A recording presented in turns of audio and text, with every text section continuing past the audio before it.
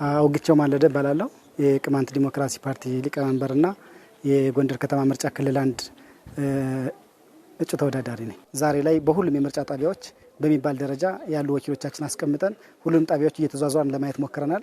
እጅግ በጣም ጥሩ የሆነ ድባብ ነው ያለው። አሁን የምርጫ ሂደቱ ጥሩ የሆነ መራጩን በአግባቡ ወጥቶ ተሰልፎ ምርጫዎችን እየመረጠ ነው የሚገኘው። የህዝቡ ተሳትፎ አንደኛ በዚህ አመት ከዚህ በፊት ከነበረው 2013 ከነበረው የምርጫ ሂደት የዚህን አመት ልዩ የሚያደርገው ምርጫ አስፈላጊ ስለመሆኑ ተገንዝቦ ሰው ቅድሚያ ካርድ የመውሰድ ሂደቱ እጅግ በጣም ደስ የሚያሰኝ ነበር። ከዚህ በፊት ከነበረው የተሻለ ነው በዚህ አመት ያለው ማለት ነው። በሁለተኛ ደረጃ ዛሬም እንደምናየው ከዚህ በፊት እንደነበረው መንጠባጠቦች የሉም። ሽክፍ ብሎ በጠዋቱ 12 ሰዓት ላይ ነው የወጣው። እስካሁን ድረስ በጣም በርካታ መራጭ መርጧል ብለን ነው የምንወስደው። ግማሽ በላይ የሚሆነው መራጭ መርጧል ብለን ነው የምንወስደው።